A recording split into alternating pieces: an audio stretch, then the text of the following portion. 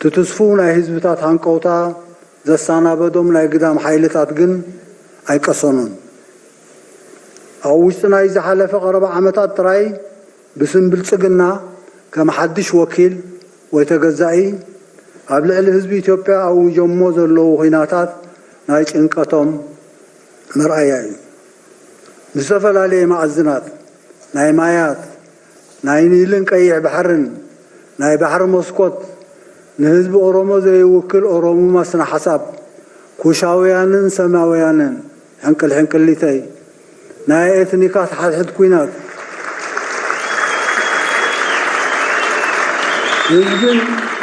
هزبن مريتن عفر كم مدرغ متصاوت مزماز وزته تعندران مهوتاتون أمود أتا هدمان قدميتي ترايك بهذا الكال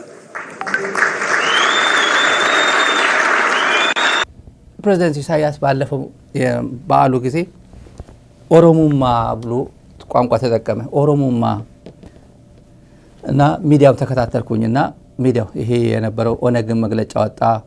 ኦነግ ችግር የለበትም እኮ ኦነግ እኮ እንትና ኦነግ እኮ በአንድ በኩል ተመልካቾች ቲዲኤፍ ደብረ ብርሃን በደረሰ ጊዜ እኮ ኦሮሚያ እንዳይረግጥ ብሎ እኮ መግለጫ ወጥቷል እኮ ታስታውሳላችሁ? ይሄ ማን አለ የሚያስታውስ?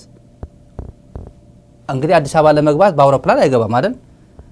ኦሮሚያ ነው አዲስ አበባ በኦሮሚያ ስር ነው ያለችው። ሸዋ ተብሎ ክልሉ በኦሮሚያ ክልል ውስጥ ነው በህገ መንግስቱ መሰረት መናቆሱ ነው የነበረው። ግን አዲስ አበባ ኦሬዲ እየመጣ እየገሰገሰ መሆኑ ሲታወቅ ኦነግ በኦነግ ስም ይወጣ ማን የትኛው ኦነግ እንደሆነ አይታወቅም።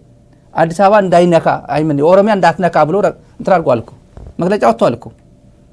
ይሄ የአጋስ ስብስብ ግን ብሔር ብሔረሰብ ላይ ምናምን ብሎ አሰባስቦ ቆላ ተንቤን የገባው ኃይል ለምን ቆላ ተንቤን ገባ ብሎ መግለጫ አላወጣም። ያ ኦነግ የተባለው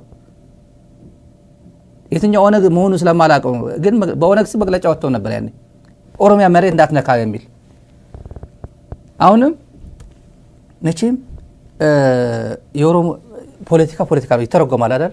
እኔ የገረመኝ ትላልቅ ሰዎች ኢሊት የሚባሉ ሰዎች ኦሮሞማ በማለት ብሎ የኦሮሞ ህዝብ ላይ ተሳለቀ ምናምን ያለበት ኢንቴንሽኑ ዋና ኢንቴንሽኑ የትኛው ኦሮሞማ ምንድን ያለው ቃል በቃል አሁን ኢሳያስ ፕሬዝዳንቱ ጋር ቁጭ ብዬ ይሄን ቋንቋ ነገርኩት። ለምሳሌ ኮት ያረኩለት ይሄ ኮት ያረኩት ሚዲያ ላይ ፕሬዝዳንት ኢሳያስ ቁጭ ብሎ የሚያየው ፕሮግራም ነው ይሄ እና ኦነግ መግለጫ ወጣ። ይሄ ኦሮሞማ ብለ የተጠቀምከው ቋንቋ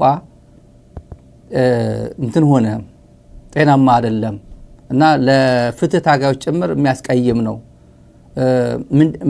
ለምንድን ነው ይሄን ቋንቋ የተጠቀምከው የነገርኩት። ለምሳሌ ጃዋርም የሆነ ሚዲያ ላይ ወጥቶ የሆነ ኮት ተደረጎ ያየሁት እንደዚህ ለምሳሌ የነገርኩት ነው የጠየቁት ጥያቄ ነው። እሱ ምንድን ያለኝ ይሄ ኦሮሞማ the most abused word ነው በብልጽግና መንደር።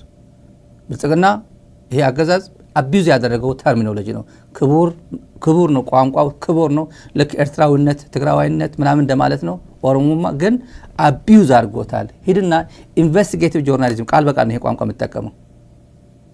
ኢንቨስቲጌቲቭ ጆርናሊዝም ስሩና ጫፍ ኦሮሚያ አካባቢ ሄዳችሁ ገጠር አካባቢ ያለችው ኦሮሞ ጠይቋት። ኦሮሞማ ላንቺ ምንድነው ብለህ ጠይቃት። አዲስ አበባ ብልጭልጭ ያደረገ እኔ ያንተ መንግስት ነኝ እዚህ የመንግስት ነኝ እያለ እስፋፋለሁ ቀይ ባህር ገባለሁ ኩሽ ነው የአፋር ኩሽ ነው ኦሮሞ ኩሽ ነው ከዚህ በኋላ የኩሽ ኢምፓየር እዚህ አካባቢ ፈጥርልሃለሁ አሰብ ያለበት ባህር ያለበት አሰብ ፈጥርልሃለሁ ብሎ ያላቅሙ የሚንጠራራው አገዛዝ እዛች ጠግ ላይ ያለችው ድሃ እናት ኦሮሞማ ምንድነው ብለ ጠይቃታል። ይሄ የኦሮሞ ህዝብ በፍጹም ከኦሮሞ ህዝብ ጋር የኦሮሞ ህዝብ ጥያቄም አይደለም። ይሄ ጥያቄ ያው እዛው ጽሁፉም ላይ ገልጸውታል። ግን ያው መቼም ኦሮሞ ህዝብ ፕሮፌሰር አስመሮም ለገሰ ኤርትራዊ ነው አይደል? ፕሮፌሰር አስመሮም ለገሰ የገዳ ስርዓት ፒኤችዲ የሰራ ትልቅ አክብሮት የሰጠው ያው አይደል? ምን ትልቅ ክብር አለ የሰጠው የኦሮሚያ ክልል እነ ለማ መገርሳ በነበረበት ጊዜ ፕሮፌሰር አስመሮም ለገሰ የሚያክል ትልቅ ሰው ማን ነው? የኦሮሞ ታሪክን እንትን የጻፈው የገዳ ሲስተምን ቁጭ ብሎ ተንትኑ ለትውልድ ያስቀመጠ ኤርትራዊ አይደል እንዴ? ኦሮሞ እኮ አይደለም ገዳ ስርዓት ያጠናው ወይ አማራ ወይ ትግራይ አይደለም እኮ። ለፖለቲካ እንጠቀምበት ኦሮሞማ ብሎ ተሳደበ። ኤርትራ እኮ ጦርነት አወጀበ ኦሮሞ ህዝብ ሆይ ብሎ ለድጋፍ ማሰባሰቢያ ብልጽግና ሊጠቀምበት ስለፈለገ ነው እንጂ በፍጹም ከተስፋዬ ገብረአብና ከፕሮፌሰር አስመሮም ለገሰ በላይ የኦሮሞ ህዝብን ክብር በሚጠብቅ መልኩ የገለጸ የተነተነ ሰው የለም፣ ሌላ ብሔር ማለት ነው። እና ራሱ ፕሬዚደንት ምንድን ያለኝ ኢሳያስ ለነ ለንጮለታ ከነ ለንጮለታ ከነ ዲማ ነገው ከነ ትላልቆቹ አሁን ያሉትም አብረን እኮ ሰርተናል እኮ ከደርግ ጊዜ ጀምረን እኮ የኦሮሞ ህዝብ እናቋለን፣ የኦሮሞ ህዝብ ክብር እናቋለን፣ ትላልቆቹ ጋር አብረን ሰርተናል እኮ እነሱ የኦሮሞ ህዝብን ክብር ስለምንገነዘብ ጭምር እኮ ነው አብረን ስንሰራ ነበር ነው።